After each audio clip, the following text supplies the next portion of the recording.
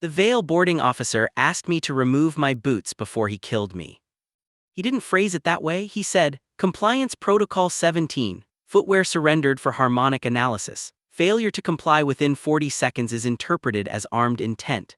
His translator rendered the words in a clipped, courteous baritone, the kind of voice a hotel concierge uses while explaining that your reservation has been cancelled. I unlaced my boots. My tug, the Halberd, was a 14-ton mining hauler with a manifest of 46 tons of iron-nickel ore and one human pilot, and it had been impounded between jump points by a conclave cutter called Threnody of Listening. The cutter massed about 900 times what I did. I was standing in their airlock in my socks, which had a hole over the left big toe, and the boarding officer was a Vale named Veshtalkor. Vales stand a little under 2 meters, 6-limbed, with chitinous segmentation along the dorsal ridge and a pair of antennae that read pressure waves down to a millipascal. Their primary sense organ is sound. They navigate by it, hunt by it, mate by it, and most importantly, they classify threats by it. A Vale can tell what kind of weapon you're carrying by the way it shifts the resonance of your bones when you walk. I walked. Veshtalkor's antennae tracked me, and his pectoral chitin pulsed in a rhythm I'd been briefed to recognize as professional alertness. Cardiac signature inconsistent with declared cargo manifest, he said. That's just my heart, I said. Your heart is loud. Yes. He stopped walking. The Vale don't have facial expressions in the way humans do, but they have postural ones. He held one midlimb extended for a count of 3, which the manual translated as I am reconsidering my prior assessment. Mining pilots do not have hearts this loud, he said. Your heart is producing a signature consistent with an embedded subsonic emitter. I'm just nervous, I said. Nervousness in your species produces tachycardia. Yours is bradycardic and irregular. I have a heart, murmurs.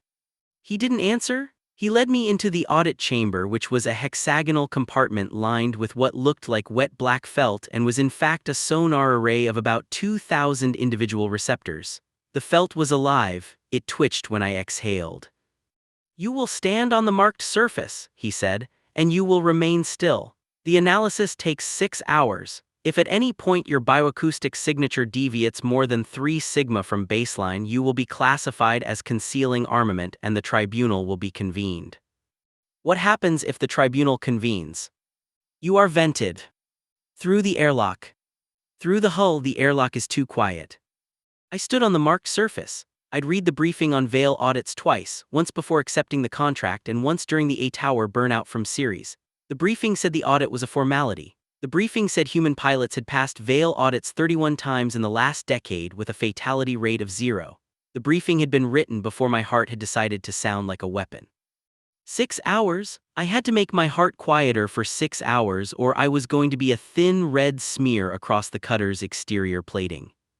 I closed my eyes. Submarine crews used to do this in the 20th century on Earth, hiding under destroyers. They called it rigging for silent running. They slowed everything. Breathing, movement, the boil of the reactor. They learned that a body could be made small if you concentrated on it. I started with the breath, 4 in, hold 7, 8 out. The first cycle did nothing. The second cycle did nothing.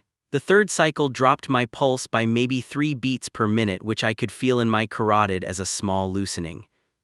Veshtalkor's antennae flattened against his dorsal ridge. The manual hadn't covered that particular gesture. I had to assume it wasn't good. I kept breathing. The felt twitched. At the 90-second mark on my own count, I stopped breathing entirely. I held it. I'd done freediving in my 20s before I'd gotten into the asteroid trade, and I still had the lung capacity for 2.5 minutes if I didn't move. The needle on the wall display, the one I'd been told not to look at, went flat. Veshtalkor held very still. His antennae did something I had no protocol for. They quivered once the way a tuning fork quivers when struck and then damped. I let the breath out slow as a leak. Officer Veshtalkor, he said, into a calm bead at his throat. Requesting authorization for extended assessment. The subject is exhibiting acoustic behaviors not present in the species profile. The calm bead chittered something back. He listened. His antennae stayed flat. Authorization granted, he said. He looked at me. I couldn't read it. I didn't need to. You will remain on the marked surface, he said. We are not finished.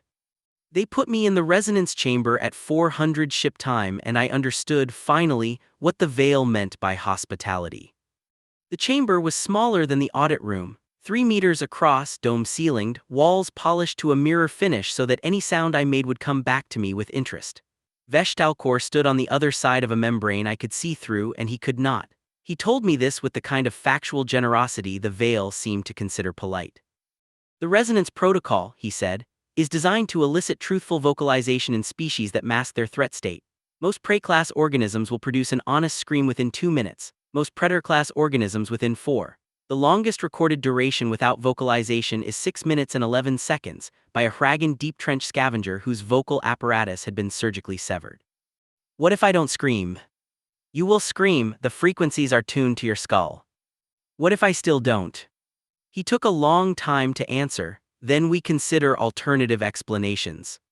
He started the cycle. The first frequency was low, around 18 Hz, the infrasound range, the one that human pilots in the early 20th century had reported as a sense of unbearable dread. My stomach turned over. My vision shivered at the edges. I clenched my jaw, which I knew was a mistake even as I did it, because clenching the jaw was a tell and tells were sound. I unclenched, I let my mouth hang slack, I made my face stupid. The frequency climbed. At 40 Hz my chest cavity began to vibrate in sympathy and I could feel my lungs being played like a drum skin. At 110 my sinuses lit up with a pain so sharp I thought my eyes were going to fall out of my head. At 400 the chamber found the resonance of my left molar, the one with the old filling, and the tooth split along the seam with a sound only I could hear. I tasted copper, I did not scream.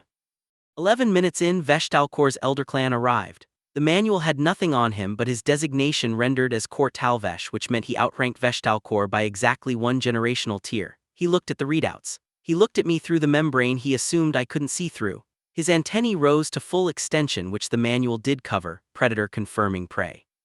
Classify Tier 1, he said. Concealed armament, convene tribunal.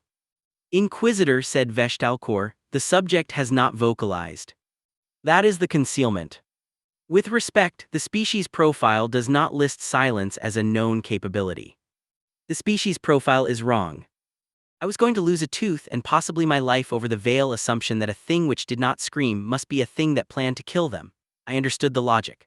On a world where every creature louder than a whisper was dinner, silence was the sound a predator made just before it ate you. They were going to vent me through the hull because I refused to make the sound that would have proven I was harmless. I started humming. It was tuneless, it was deliberately off-key. I picked a frequency I knew would beat against the chamber's primary resonance and produce a feedback notch, and I held it and I let it wobble. The resonance chamber, which was a very expensive piece of veil engineering, did what feedback systems do when fed their own inverted signal. A sensor array on the ceiling popped with a small electrical sound and a thin trail of smoke. Kor Talvesh's antennae snapped flat. Tribunal, he said, immediately. Veshtalkor did not move, he was looking through the membrane at me. I looked back at him even though I wasn't supposed to know he was there. I waited until I was sure he was watching my mouth. Then I shaped 3 words with my lips without sound, the way a diver signals through a faceplate. I'm still here. His antennae did the tuning fork thing again. He reached out one mid-limb and very deliberately cut the resonance feed. The chamber went quiet, my ears rang, my mouth tasted of iron and broken enamel. I was alive. Kor Talvesh said something I didn't catch. Veshtalkor answered in a register the translator didn't render. There was a pause that felt geological. The tribunal, said Kor Talvesh finally, will convene in 1 hour. He left. Veshtalkor stayed. He stood on the other side of the membrane for a long minute, and then he keyed the comm. Pilot Nkosi, he said, may I ask you a question that is not part of the audit? Sure. How did you know to do that?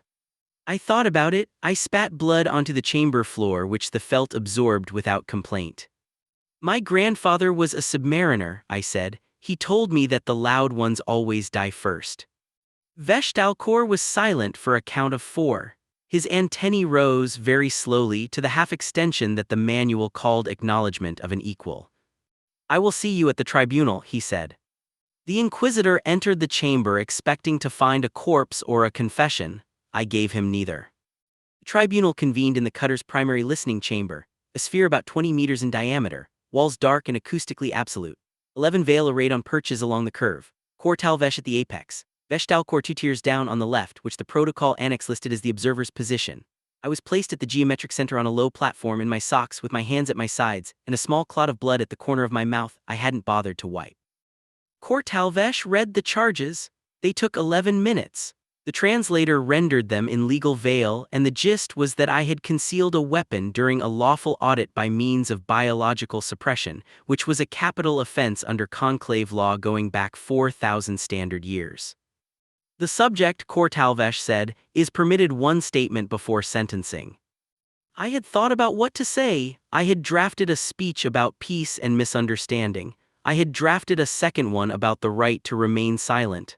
I had drafted a third one that was just the word no said with conviction. I didn't use any of them. I sat down on the platform, cross-legged the way my mother had taught me, the way humans had sat in monasteries and meditation halls for 3,000 years on a planet none of these veil had ever heard of. I put my hands on my knees. I closed my eyes. I waited. The veil have a protocol older than the conclave. Once a tribunal convenes, no member may leave until sentence is rendered, and sentence may not be rendered until the accused has made their statement. The protocol does not specify a time limit, because in the entire history of veil jurisprudence, no accused had ever failed to speak. I sat. The chamber was acoustically absolute. With my eyes closed, I could hear my own pulse, which had slowed to 48, and the small soft rasp of my breath through my nose, and after a while I could hear, faintly, the sound of 11 veil trying very hard to be still and failing. Veil cannot be quiet. Their chitin size when they breathe. Their antennae produce a low hum at rest, around 240 Hz, a sound their own species filters out the way humans filter out the noise of our own heart. In a chamber tuned for absolute absorption with no other sound to mask them, 11 veil made 11 separate small noises, and those noises layered and they could hear themselves. At the 20-minute mark, one of the inquisitors on the upper perch shifted. The chitin creaked. I heard it. They all heard it. The shift was logged. At the 32nd minute mark, Kortalvesh said, "Subject, you will make your statement." I did not open my eyes. At 38 minutes, the inquisitor on the upper perch, the one who had shifted, produced a sound I will never forget. It was a small wet pop like a grape under a heel, and the chamber filled with a sudden organic stink. His antennae had ruptured.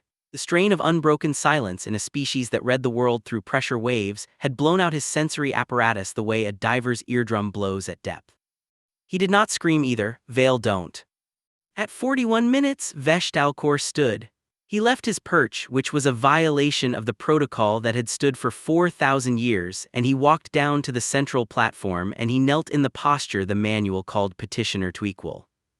"Inquisitor," he said without turning to face Kortalvesh, "I file a counter-report. The subject has demonstrated by behavioral evidence sustained over 41 minutes in conditions of acoustic absolute that he possesses no concealed armament and intends no harm. The silence is not a weapon. The silence is the statement."